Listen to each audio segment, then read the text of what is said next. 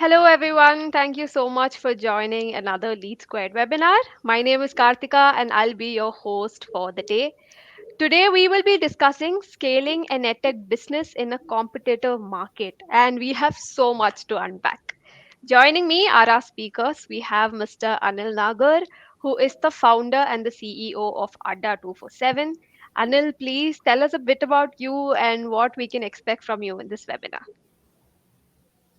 Hey everyone, my name is Anil Nagar, Kartika just mentioned, and I'm founder and CEO of Adda 24/7.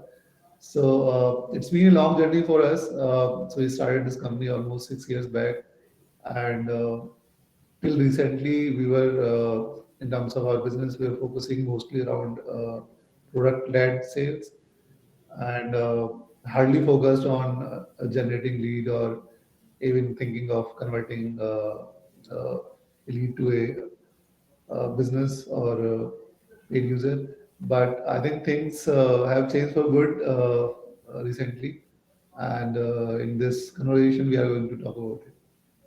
Yes, thank you so much, Anil. We are very excited to learn about your journey. And yeah, we have our other speaker also. We have Miss Pallavi Venkateshan, who is the Director of EdTech Growth Initiatives here at Lead Squared. Pallavi, please tell us a bit about you and again, what we're going to learn from you in this webinar. Thanks, Kartika, for that introduction. And I think, as already mentioned by Mr. Anil, I think we'll learn a little bit about, what Adda 247 has done. They've actually doubled their revenues in 6 months. Their headcount has also grown, fairly significantly, 40% plus year on year. So it'll be interesting to learn how they've actually achieved this. And yeah, let's see how the conversation goes.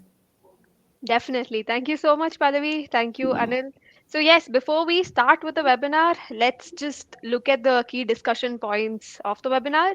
We'll be discussing key sales strategies of 2021, allocating budgets for the right mix of MarTech tools, sales team onboarding and retention strategies, competitive advantage and pricing strategies, and we'll also be looking at the role of a CRM to drive sales conversions.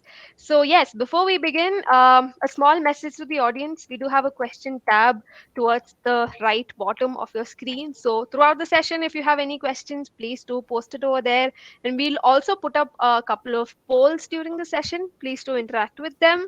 That is all from my side. With that, I will hand the session over to Pallavi. Pallavi, please take it Yes, forward. thank you, Kartika, Thank and you. thank you, Ms. Anil, for taking time out from your schedule. And yeah, let's get started, right? So I think first things first, you guys have, obviously seen tremendous growth. The past couple of months, you've raised funding, you've acquired companies, done everything that I guess a lot of tech founders want to do today.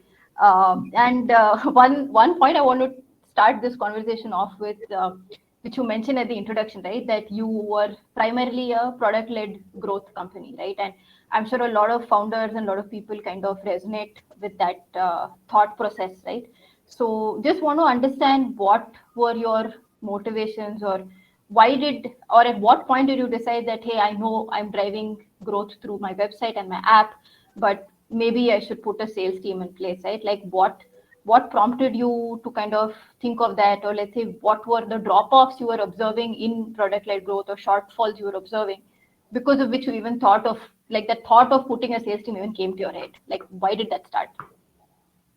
Sure.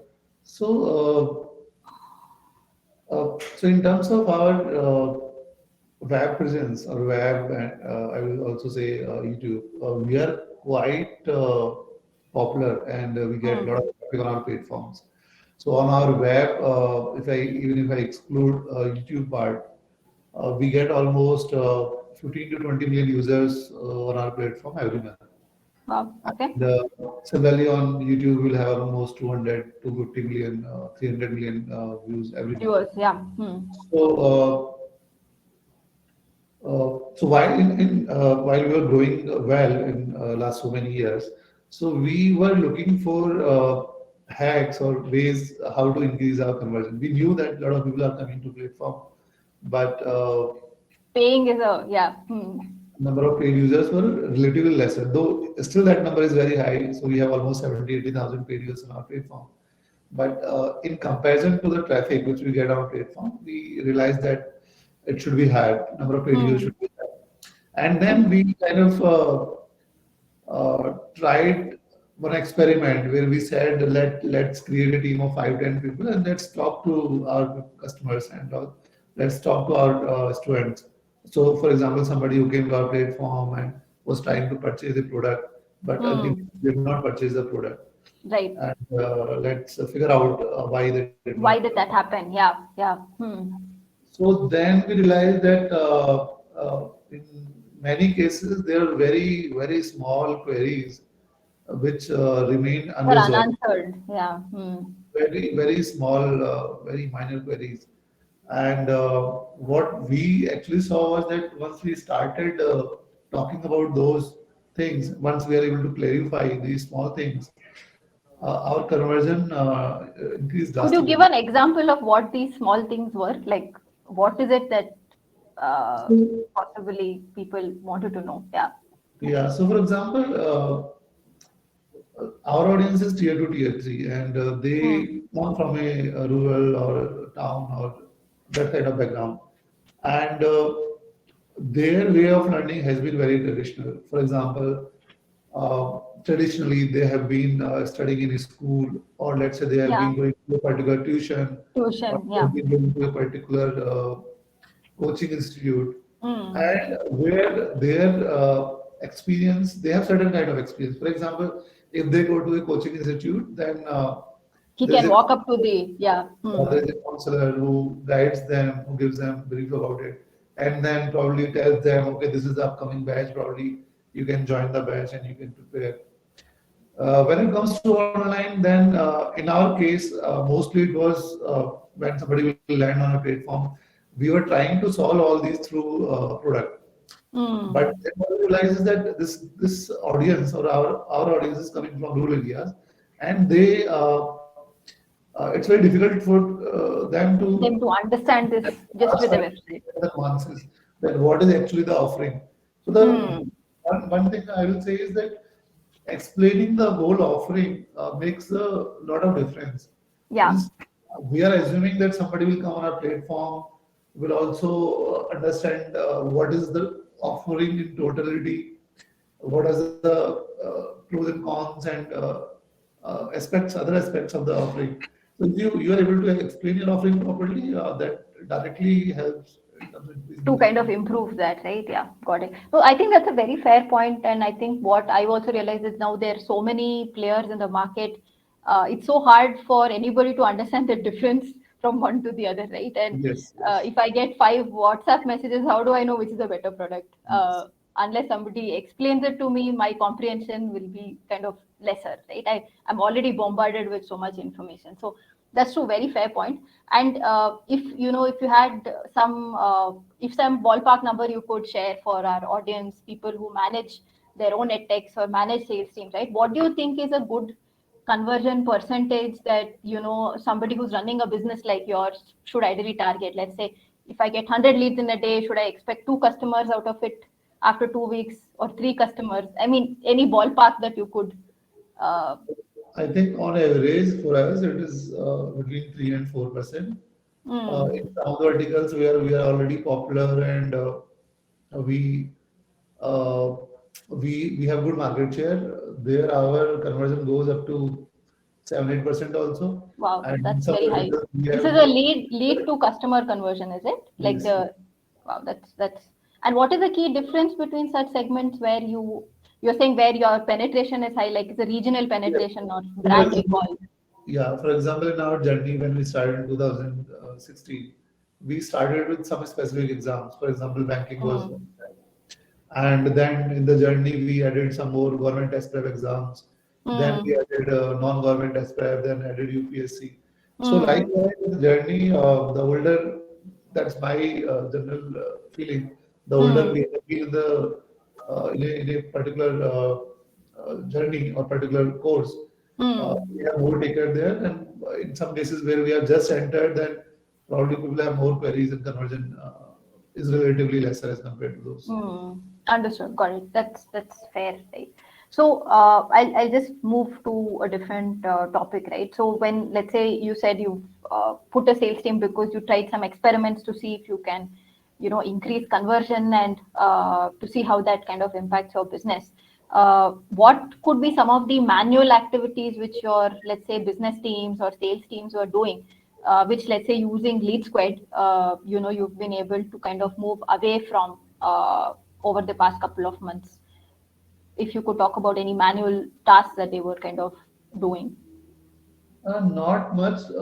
When we started this, so it's almost 6, 7 months, I guess 6, 7 months now, or maybe 8, 9 months. When Mm-hmm. we started, to begin with, we thought of some solutions, which we realized Mm. that probably we cannot manage it on our own. So what were you using? Let's say, what were you using before you moved to CRM? Were you using Excel sheets? Were you, Yes, uh, yeah, for very short that's, duration, we used yeah, Excel, but earlier we were not doing sales at all. I mean, in terms of correct. You were quality. not really having an active sales team, so to speak. Hmm. So this was like a completely new venture that you guys Yes, yes. kind of got into, right? Yeah. So today, when you hire, let's say, the sales team, right? What is there anything specific that you kind of make them go through in terms of an onboarding process to kind of ensure that they know the platform, you're solutioning better, that they sell or pitch better? What kind of training programs do you actually do for these sales teams? Any light you can shed on that? Yes, I think product training is required. So generally, when we hire, we mostly try to figure out the selling skills of an individual in terms of convincing, Hmm. in terms of uh, being proactive, in terms of answering queries and all. So those all those things Hmm. we check at the time of hiring. But post hiring, product training is a must. Is a So must. Yeah. within, Hmm. yeah, so within under 24/7, we have since we have multiple verticals, so we have different training for different verticals, and Hmm. we try to focus that somebody who joins us gets training of one specific vertical and aligned to one specific vertical only. We don't want Hmm. to internally You not don't to mix people to teach different products, basically yes, sell different products. Yeah. specific leaders or specific sales guys catering to specific domains. Got it. And in terms of, let's say, incentivizing or measuring how the sales guy is performing, how do you usually measure how good or bad they're doing their job? Yeah, so that we can clearly measure in terms of uh, Mm. conversion coming, and we have incentive programs internally where we incentivize on the basis of conversion, and of course, this conversion may be different for different stages in the funnel where user Mm-hmm. led platform. Mm-hmm. But I think in sales we have very short experience and we are newbie, I will say, You're a newbie in sales. Yeah. but incentivization helps a lot in sales. That's what I Right, say. right. So, but of what I've understand and seen in your account setup today, at least on the CRM, you're capturing leads. You're also distributing it on Lead Squad. Then there is an agent that gets assigned and does the calling, right? I think you have recently put in a telephony process also, correct? If you could just take a minute to kind of walk us through what is the lead journey that gets, once a lead gets assigned to an agent. What are the typical things he does to close? If you could just walk through an ideal or any kind of lead journey that happens on your system or with ADA 247, that would kind of help. Yes, so when leads get signed to someone, the person knows that from where we have captured the lead, Hmm. on which page of the website the person was there, or what is the source of the lead, Mm-hmm. and that creates a context for the conversation. Yeah. While you are talking to the customer, you can talk about it that you were on so and so page or you are trying to do certain things. So, do you have any query? Can we assist you? Can you help me in the process? And in general, our philosophy still remains that we want to be more of consultative rather than Yeah. in sales. Hmm. But having the right context about the lead, from where the lead came and what they were probably searching, it really helps our people So to you talk. push that contextual information from your app, from your website into the CRM so that the sales guy basically has a better conversation, right? Right, right, right. So Yeah. that's our philosophy. Mostly around consultative and giving information about the product and probably solving the queries around our product which the users Right. might have. Got it. Right. And when it comes to, let's say, driving conversions, right? So the sales guy obviously has all these conversations which are contextualized to what is happening with the user on the app and the website, and he's using telephony, he's using CRM, and he's driving it to closure. What do you think are the key points, or let's say the key drivers of high engagement for you? Let me simplify that question, right? So on your app, for example, you offer a lot of quizzes, right? You offer ebooks, you offer some live classes. Not all of it is paid, some of it is engagement content, right? Similarly, the salesperson might send out a WhatsApp message, or he might do a phone call, he might send an SMS, right? Of all of these different types of activity, which ones do you think, one or some of which are your app related and some of which are more, communication related, but which of these do you think actually drive most engagement of users for you? Which of these have seen highest stickiness, let's say? Like, are people most engaged when you WhatsApp them or when you email them, or is it the phone calls that work better? Similarly, on your app, are people more keen on the ebooks, or are they more keen with quizzes? Uh, just how does what works best? So, in terms of engagement, as of now, mostly it is our app only. We don't use other engagement tools much. Hmm.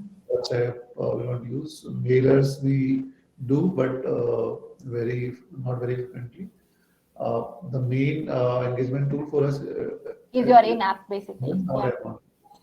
And there we have a great ecosystem. I will say it's one of the Hmm. best in all at times, wherein we have a lot of these free things which are very relevant, very contextual, which may be mock tests, which may be ebooks, or a lot of informative content like notification related content. That Yeah. if you are looking for So you any, send all these through push notifications to engage your users basis what they yes, yes. do. Okay, understood. And I mean, of all of this, which drives the most traction? Like, out of, let's say, ebooks and quizzes and live classes, which do you see being the most engaging for customers? So informative content definitely excites because that's new. For example, something new has come up, some new notification has come up, or some notification they were waiting for that has come, or any information related to that, Mm-hmm. that gets an immediate response. But Mm. otherwise, in terms of daily activities, quiz is something which a lot Drives of a lot of people, engagement.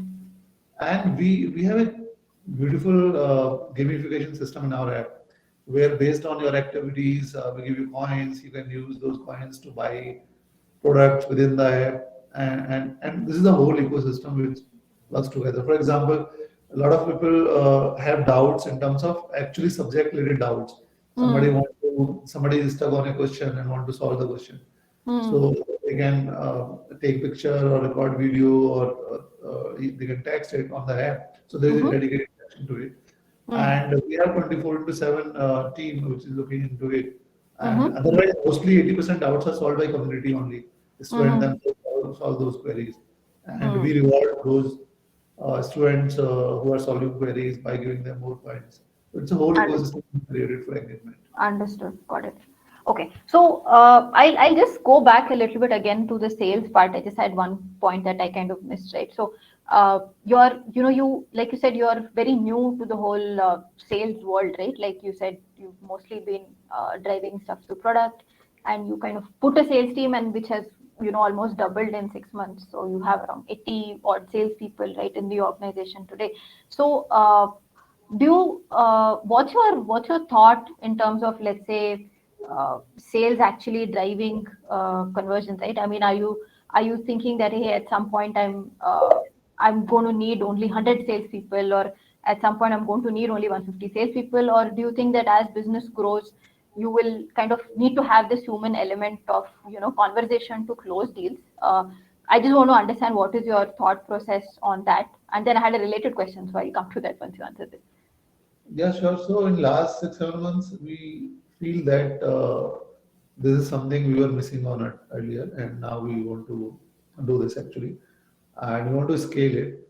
We Hmm. have, as I said, in terms of traffic, we get a lot of traffic. Get And a lot of traffic. Yeah. right, and earlier we were not thinking in terms of converting that to lead. What we'll Hmm. always think is that how we engage the users through product and then later on convert through product. So Yeah. now we are thinking that this we have this huge traffic, and we let why not we Might as convert well, yeah. So, and then so got it. So, I mean, if you had this unused traffic which used to convert, right, and now there's a sales team that's pushing for conversion.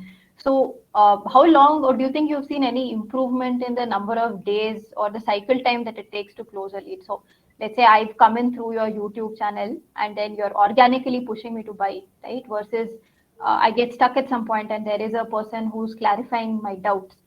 Have you seen a change in the duration of the selling cycle post having these people, having the sales team around? yes, yes, it definitely has reduced. I don't have exact numbers, but of course it has reduced because when somebody is talking to you and explaining about the product, chances of conversion increase. Conversion are higher, right? So, but do you have any ballpark numbers on this or not really? Like maybe Um, it was 2 weeks, it became 1 week. No, not yeah, really. frankly, I don't have a number on that right now. Ah, okay, no worries. That's fine. Yeah. So we spoke about the sales team and we spoke about some other stuff which is related to engaging your users, right? Another point that I want to talk about was on your pricing, right? So on your app, you do give the option for the users to apply certain coupons, etc., to kind of purchase, right? So uh, would be, and since this is a government test prep kind of scenario, and you said you deal with a lot of users from tier 2 and tier 3 markets as well, they are obviously price sensitive, right? So any insights that you can share on how you think about applying these coupons? Do you do some seasonal discounting, or is it like a fixed coupon that you offer? Any thoughts on this whole, how should I price it for this market, and what kind of discounts ideally work? So tier two, tier three is definitely a price sensitive market, and in terms of our vision also, we feel that we are here to make education affordable, and we want to bring down the prices as much as possible. And Hmm. uh, I think biggest achievement for us is that we have been able to grow at such a fast pace and still remain profitable while catering to this audience. Because That's earlier cool. Yeah. when we went when we used to go fundraise, so many people will ask us that this is huge market, agree, but paying capacity is very low. So whether Hmm. it will be Yeah. possible to create a sustainable business out of it. Right. And we feel very proud that we have been able to do that. Uh, Hmm. and prices are actually very low on our platform. So I will say in the range of 1 to 4,000. Most of the products will lie in this range. And Hmm. uh, and yeah, so I think this is the price range effectively which you should be able to offer to We the should be user. able to offer to this segment. Yeah. Yes, if you really want to capture the market. But in terms of discount, yeah, we give time to time discounts, which are more seasonal in nature. So Hmm. there are some occasions, specific occasions we do it. But intent is that to keep the pricing broadly in this range, and this is this is the range that works for our audience. Understood. Understood. Got it. Okay. I think that's fair, and I'll talk about maybe another topic that we want to cover, which is you've obviously invested in a CRM now. Lead Squad is a CRM that you use. You obviously use other tools for your sales teams or your revenue teams, right? You might be using a bunch of other tools for communication, for project management, for various other things which are related to business, right? So how do you, as a founder, when you think about how much money should I, kind of budget or spend on these tools, do you have any set framework that you say that, hey, overall my spend on tech tools should not exceed 10% of revenue? Do you follow, or let's say 5%? Do you follow any such method, or how do you decide that, hey, this is how much I want to spend? Or when you're finalizing a vendor, is it mostly like you're doing your own research and saying this is like a budget I'm okay with? So is there any thought or framework that you follow? No, I generally don't think in this way. So we don't have any predefined budget for tech tools. In most of the cases, what we try to think is that what is the best tool available. Hmm. Uh, And we also try to understand the competitive landscape, that what are the tools which are being used by the competition. Generally, thought process is that even if something is slightly costly, but we will still opt for something which is the best, which has the features which we actually need, and not think too much in terms of Budget as such. yeah, because ultimately, if you want to scale your business, Correct. whether you build those tools in house or you have to take it from outside, and if you are taking from outside, then probably you should think of the best one. And in that, what I've seen is that in most of the cases, prices are not too much. They do not don't vary too much between two three players. Hmm. There is a variation, but mostly there is a range. And also, if you are thinking of a scale, then I have also seen that uh, when you are talking to various companies for these tools, they also understand your business, and given the possibility of the scale, they also are willing to. Take that into account. Yeah, yeah, Yeah, got it. I Understood. think that works for us. Got it. Cool. That's fine. And I think another point we kind of mentioned at the start was on competition, right? Obviously, government, test preparation is a fairly large segment. There are a lot of online players, in this space, which are also funded.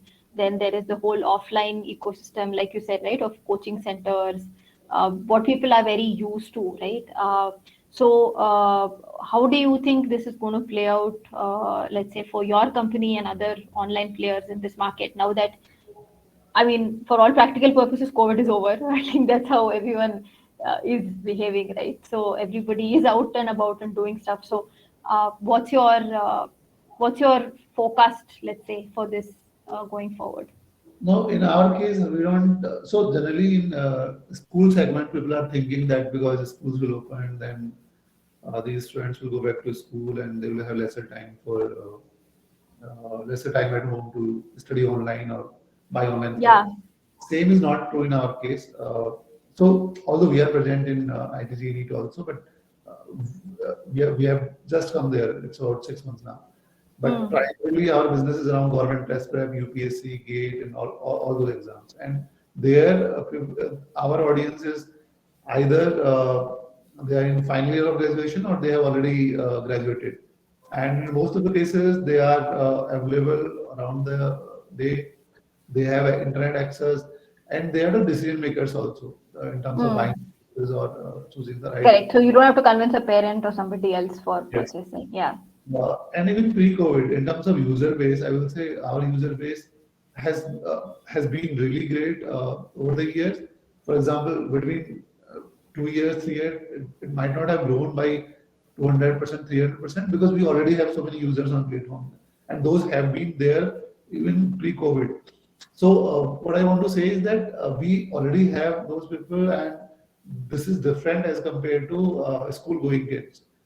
These So the guys are. segment will behave a little differently, is Yes, your these call are out. slightly different. They are there means even during the day, anytime they are studying on our platform and buying freely on the platform. And even in terms of pricing, it's not like they have to take a decision on 50,000, 1 lakh rupee kind of ticket size. Correct. So the They- ticket size is smaller, so it's easy for them to at least start and sample, right? Yeah. Yes, they can quickly start on it. It's 1,000, 2,000, or 3,000, 4,000 rupee kind of Correct. product. So I don't see there's going to be any change for us due to Mm. COVID or non-COVID. The only Okay. impact for us was that when actually COVID came, the first wave came, then government stopped conducting exams for certain duration. Yeah. So if there are no Correct. exams, then obviously then what they will buy and what they will study. But if Yeah. exams are happening, so our audience is there on the platforms and they are buying and they are studying. Understood. Got it. Great.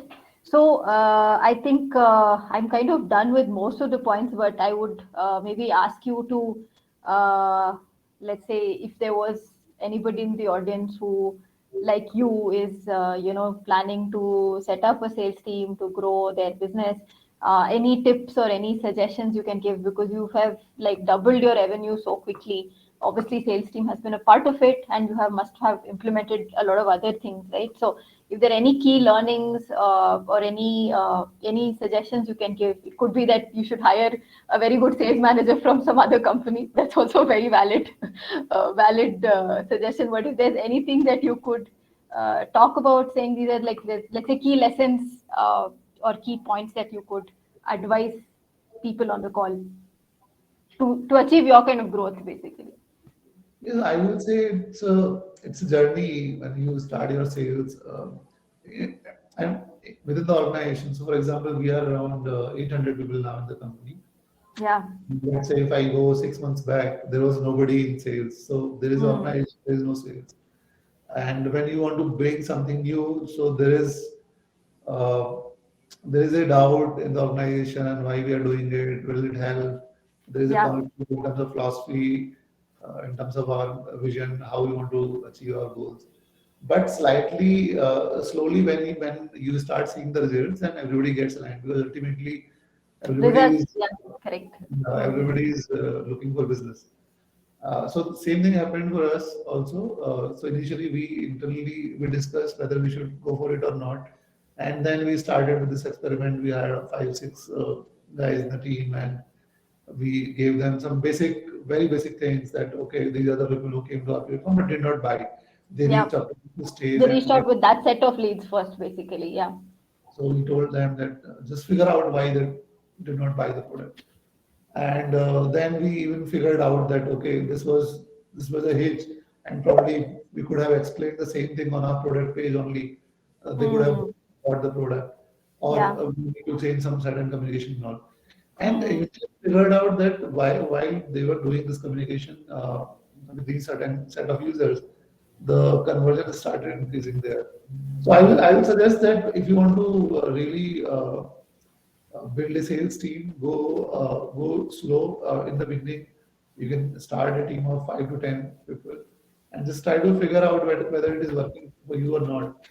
So I will say that uh, again, as I said, it's a journey, and in the beginning there will be certain hurdles because if you are starting it new, you will not understand the whole thing, and there might not be sales gain in your company.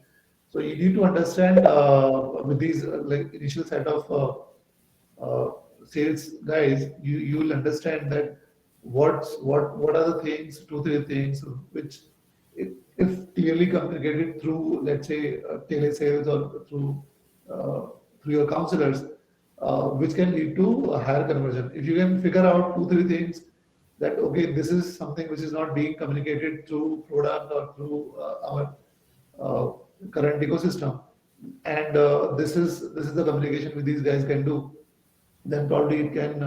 And if you figure out that these are 2 3 things which can help you increase your sales, then probably you can go ahead slowly on that. And I really believe that these tools, right tools for right kind of things, also help a lot. Helps. Yeah. So I will not specifically uh, promote and talk about Lead Square, but in general, I will say that when you really want to do something, try to find the right tool for it, Yeah. because many times if you do it half-hearted, uh, it will You fail don't. also. You're not able to know what you're exactly doing. Yeah. Yeah. Yes. So, and then so because it was half-hearted, it was not full-fledged thing, and you failed, then uh, I believe that such scenarios also occur. So if you really want Yeah. to do it, go with full passion and full force, go deeper into analyzing the data once you have the initial team, and on the basis of initial success, then plan it for scale. Yeah, I think that's great advice, Ms. Anil, and I think a lot of startups do reach that point where like, how do we, decide to experiment, and should I invest, right? What should I do? So I think that's very valid feedback for a lot of people. I think Karthika, if you're around, if there are any questions, we can start looking at that. Yes, yes, definitely. Thank you so much for the session, Anil and Pallavi. It was wonderful. A lot of knowledge that we unpacked today. So, yes, we do have plenty of questions. I think we have the time to take them up also. So I'll start with the first question. Um, we have the first question from Rohan. He asks, how do you ensure that the sales team updates the CRM regularly? Great question.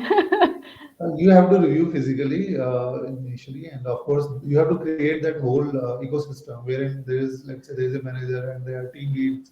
They are assigned this particular responsibility. Correct. I think Yeah, initially so you have to do CRM, yeah, CRM updation, I think I'll add to Mr. Anil, right? So this is it's a problem everywhere. Like salespeople hate CRMs is generally what is said, right? But if they technically don't put it in, there's no way to measure what you're doing, right? Every other business role also captures their information in some tool. So why not the sales team? And I think, like Mr. Anil said, having a manager, having a peer during onboarding, having a buddy, which a lot of companies implement, right? The first 2 weeks when they have a buddy who tells them, hey, these are things you need to do, only then does the adoption go up. So it is a problem, but what we have seen is that across the board, most of the sales users spend more than half their day on the CRM because if they want to know what has happened to the lead, right? Like what Mr. Anil said, if they need context of the lead, if you're not on the CRM, you're anyway never going to get it. So it's more of a training and onboarding problem usually. Yes, thank you, Pallavi and Anil. So I'll move on to the next question. Satyam asks, what have been your top three strategies to acquire customers? I think Mr. Anil answered that. YouTube, I think, was one of them. Yeah. so that's a business secret. I will think twice before telling it to you. Before answering See, that. one of the peculiar thing about our business under 24/7, as opposite to all our peers, is that in our case, it's mostly organic. We don't spend on Google, we don't spend on Facebook, we don't spend on anything else. Uh, we spend very little on app download, very little, few lakhs, sometime some 4 5 lakh. But mostly we have been able to build it organically. So I'll say it's possible. But in if you are so for example, for us it's now 6 years, so we have built it Takes time. over the Hmm. years. It takes time. But if you have just started new, probably you can use all these platforms, Google, Facebook, and there are various other affiliates kind of things. But for us, yeah, it's mostly so in terms of even organic, so it's web and secondly YouTube. I will say almost equally, both of them contribute equally. I think for each establishment, you should only figure out what exactly works for you. Yeah, I Yes. think that's what's more important. Okay, moving on to the next question. Um, how do you easily quantify the value proposition for a Edtech solution, especially when, in a sense, it looks futuristic and would be revealed over time? What is the most critical component of any sales strategy? It's a very complicated question. Yes, lots to unpack. Yeah, no. I think you'll have to read it again because I don't know whether it's related to the edtech business or whether it's related to the CRM. I'm not able to make out. Okay, so I hope you can see that I have put it up over there. Or is So it? I will I read it haven't. again. Okay. Okay. How do you easily quantify the value proposition of an edtech solution, especially when, in a sense, it looks futuristic and would be revealed over time? What is the most critical component for any sales strategy? Uh, Is it still confusing? it's still confusing. Ms. Anil, do you want to take a shot at it? I can, but if you want to, you can take a shot at it. I think it's not clear, but let me think. So if the question is that while thinking of sales, what is the most important thing? So I think the answer is to understand the requirement of the customer. For example, in our case, we are very clear in terms of our value proposition, what we are giving to our users, and everything we try to figure out around that. So our value proposition is because our audience is coming from tier 2, tier 3. So what we want to say is three things. One, we are a company which will provide quality education. Secondly, since our audience is coming from tier 2, tier 3, we will provide vernacular education. For example, you want to prepare for any exam, so we will help you prepare in your language. If you are from Tamil Nadu, it will help you prepare in Tamil. And the third is, of course, since you come from a background where financially it's very important that the prices should be very affordable. So affordability is third point. So whole business for us is around these 3 points: quality education, vernacular content, and affordability. Yeah. I'll add to what Mr. Anil said again, given how much I understand of this question.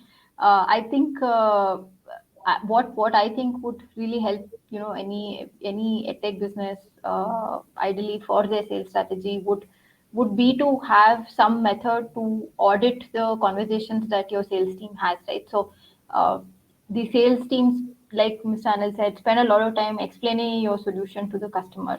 So even post onboarding, to ensure that either the manager or somebody in the company is reviewing, or regularly, sometimes even the CEO, right, regularly listens to the conversations that the sales team has, is able to guide the sales team better, right? There will be some 2 3 really good sales team members, and if you're able to get their ability translated to the rest of the team, which basically in a nutshell is what is called auditing, right? So you're auditing the conversations, and these happen in different languages as well, right? So to ensure that the pitch for your product is actually consistent across languages, that the, let's say, the best traits of your best salespeople are being translated across the floor of your whole team. That is something that you have to put in as a process, possibly through CRM or otherwise, uh, because when you're scaling and you have such a large sales team, that becomes fairly important. Okay, thank you. I hope that answers your I don't know. question. There's a very futuristic question. We've given a very mundane answer, but Hopefully that answers Mr. yeah, Theo's question. But anyways, we'll just move ahead. If you have any follow-up questions to that, please you can put it please up be more again. clear. Yeah, Yeah. yeah. So the next question, Vivek asks, what's the AOV of products that customer buy? Is there a specific AOV above which sales makes most Mm. sense? Okay. Would Anil I like to think take it Mr. up or? Anil can try, or do you want me to go first? Yeah, you can go first. Yeah. So uh, I think there is no standard AOV. I think it really depends on the kind of segment that the edtech is in, right? So you see a lot of edtechs which sell, let's say, upskilling courses or courses to send you abroad, which MBA college. So those kind of companies, if you look at their average order value, that will be in terms of couple of lakhs, right? Whereas if you, let's say, have other companies which are, let's say, selling products which are, let's say, for the K-12 segment, right, the schooling segment, there the products might, the average order value might lie between 15,000, 20,000 to 30,000, right? And then there are products which sell at way cheaper as well. So I think that the price point really depends on the type of business that you're running, and then how much do you invest in the sales team, how do you incentivize the sales team, is a backward calculation, right? Because if you have enough smaller ticket values but you're getting it in higher volumes, then yeah, maybe it makes sense that you can have a sales team, right? But if that you're not able to figure out those economies, then maybe a sales team will be very expensive. You may not be able to afford a very large sales team. But I think it's a math which every tech has to kind of figure out basis the kind of business that you run. So there's no, I don't think there's a set AOV or average order as such. I think Mr. Anil is running a sales team himself, so he can also add in here. I No, mean, no, you, right, yeah, said Pallavi. AOV is so for every company. I will say every segment for every company AOV may be different. It depends on your audience, the kind of product offering you have, kind of target audience you have, which market you want to target. So it will definitely vary. I have seen it even in K-12, people are charging lakh rupee or so, and correct. there are people who are charging few thousand also. So it varies. Yeah, so I think it's basis you have to do that conversion of, sorry, that calculation of what kind of conversion and money you can make through some experiments, and then figure out how much you can kind of afford to spend. Yes. Okay, thank you. I will take up the next question. It's by Subhash. He asks, we teach account courses through recorded videos, and currently we generate almost 200 leads every day. But our conversion is not increasing above 1%. How should we grow the conversion rate? Should we start some live sessions? Okay. Uh, So yeah, should I? Okay, I'll attempt to answer sure. this first. So I think first questions first is if they're doing this through recorded videos. I mean, are they pushing this through an app or through like a website? How are they doing it? Because if there is an app, then they can engage better with their users. They can give some free stuff. They can run some quizzes and all of that. Otherwise, I guess. Conversion rate, does it really depend on live sessions? Yes, I think there are a lot of edtechs which do have tried the live session route where instead of recorded where people get bored. That does help. A lot of companies, at least we've seen that it helps a lot of players have some live course offerings. But I think, as mentioned, I think it's important to talk to your customers, the ones who are possibly viewing your recorded videos, and figure out at what, why do they drop off, right? Or is it that your recorded videos are too long or too short? And there are a lot of companies that run their business model only on recorded videos. So maybe you should put a sales team. I don't know.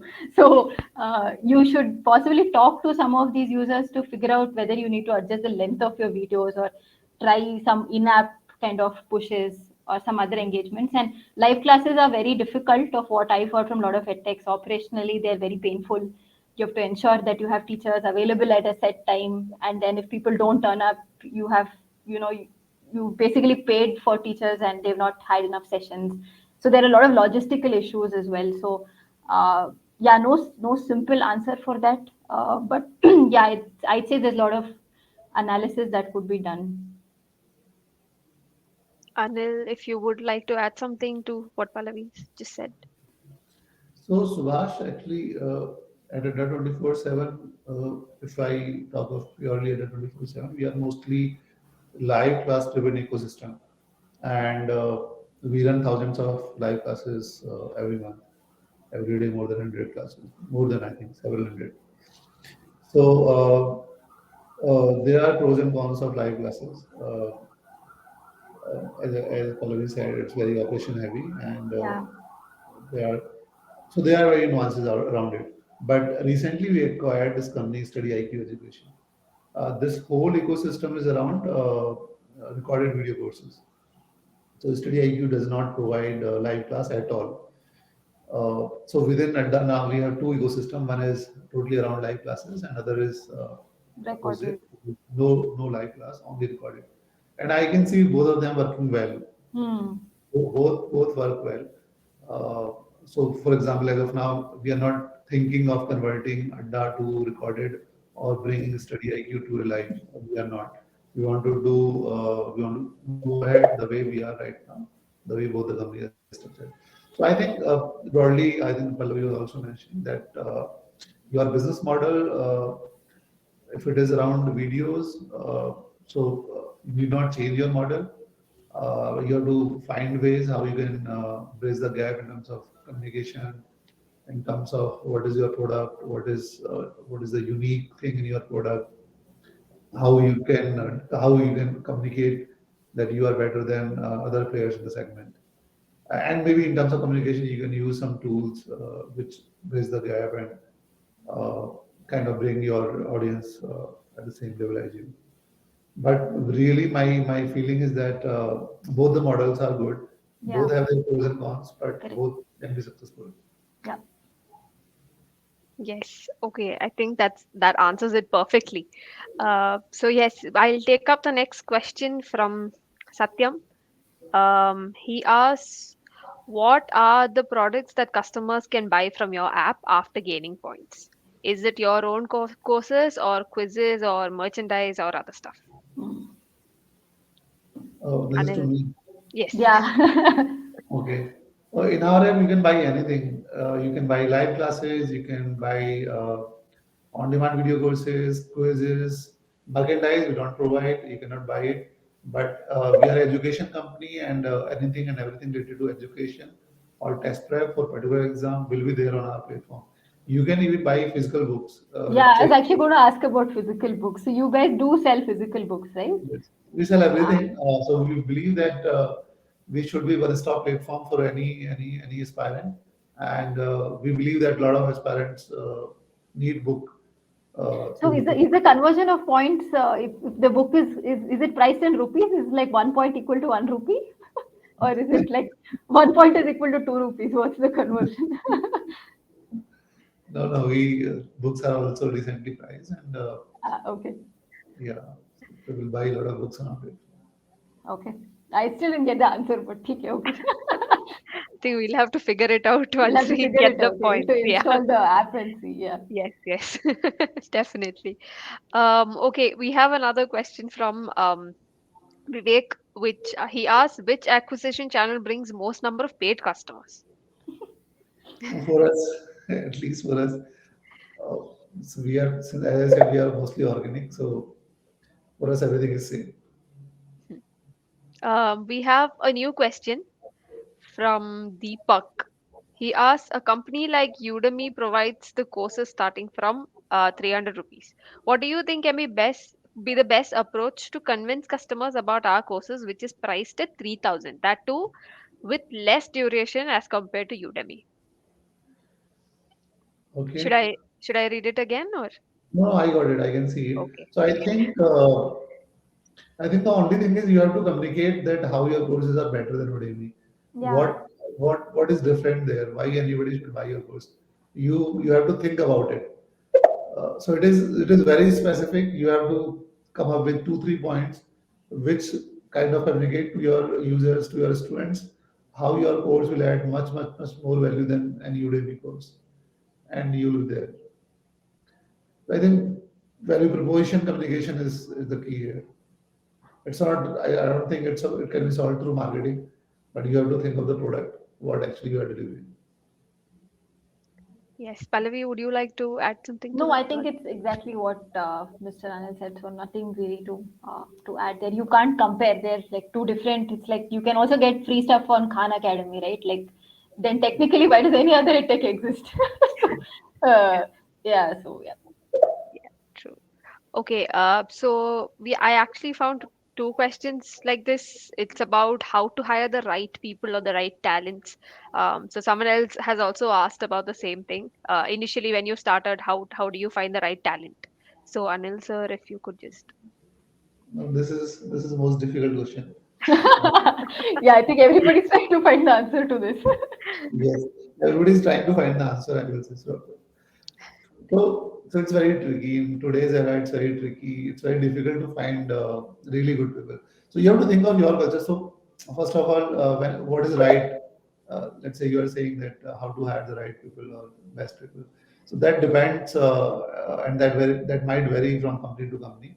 For example, we have certain kind of culture, certain kind of aggression, certain kind of way of working, and we try to hire people according to that, and we try to judge whether somebody will fit into our environment or not, and will be able to flourish or excel or do really well in our environment. So that matters the most because we feel that if we hire somebody really great, but that person does not fit in our ecosystem and will not able, be able to gel up with our people, so the guy will not be Culture able fit is very important, and it will basically. be a Yeah. waste.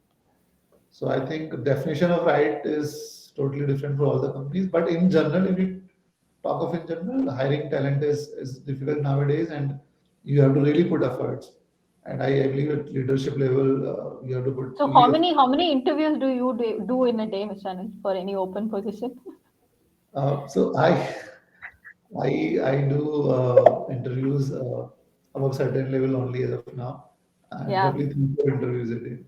3 4 interviews a day. Yeah, that's what. So I think across the board, people are spending a lot of time of their calendar in just speaking to candidates, right? Yes, yes. Yes, so there's technically no direct answer to that because that's not something that anyone has cracked yet. Yeah. True. Okay, so I'll take up one more question, and I think we've taken up a lot of questions. Yeah, So the session yeah, got over quickly, so we have time for yes, questions. we definitely had a lot of time for questions. So one more question: how do you evaluate customer satisfaction? I think Anil? that you can do very quantitatively or very clearly. You can figure out. A lot of tools are there. You can reach out to your customers through any medium, through email, WhatsApp, message, or so many ways. Even you can run those kind of surveys or polls or lot of interactive things on your own platform. So there are various ways to measure it, and every company has its own way of measuring customer satisfaction. But yeah, this is really important because that gives you direction and tells you exactly what needs to be done. Pallavi, would you like to add to that? No, no, I think that's answered. There are a lot of tools in the market that just solve for this very specific problem. So it's just about implementing those tools and measuring the results. So yeah, that's that's Definitely. that's usually it. Yeah. Yeah. I think we've answered most of the questions. Uh, yeah, I mean, if there's anything else that Anil, Pallavi, you want to add to this session, then just wrap it up because I don't Mhm. see anyone. There's one more question which asks what is the operation works behind the curtains of Adda 247, but And then so he has to apply for a job. exactly. Tell him So to apply for a job. I don't Tell think him to that's send worth him answering. send the resume on the chat. Yeah, So yeah, I think we've don't want to answered excuse most. that. Yeah.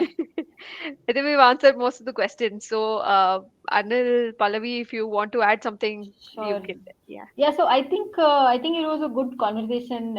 We spoke about a lot of different points and got a perspective of of Miss Anil, who is one of the people who has just started a sales team. So the way somebody who's very used to running a sales team versus somebody new is always a new perspective that you get. So and I think we covered a lot of good points, which hopefully have helped the audience think through some of these problems a little better. Yeah. Anil, if you would like to add something. No, I will say if you're thinking of sales, just try it out here, five 10 people, and you will get whether it is working or not. And otherwise, I don't know in terms of our audience who are there as of now. If you are an entrepreneur and you are building your company, so my message for you is that uh, so it's a long journey, and don't worry, you'll figure out things. In the beginning, everybody faces hurdles, and uh, sales definitely you'll figure out. It's not a rocket science, but if you really feel that you should do it, so do experiment with minimum number of people, whatever you can, 2, 5, or 10, and best wishes for all of you guys. Yes, thank you so much. I think we're ending the session in such a positive note. So, thank you, Anil. Thank you, Pallavi, for taking the time from your very busy schedule, I'm sure, to do this webinar. And thank you so much to the audience. We had a very interactive session. We had a lot of questions coming in. Thank you so much for being a wonderful audience. And also, thank you to the backend team. Thank you, Jagriti, for setting up the session. Thank you, Shivani, for making sure everything's proper at the back end. And yes, once again, Anil, Pallavi, couldn't thank you enough. Thank you so Okay. Thank you much. so much. Thank you, Ms. Anand. Thank you. Thank you. Thank you, Kartika. Yeah. All Thanks. right, Bye. wrapping this session up. Bye. Bye.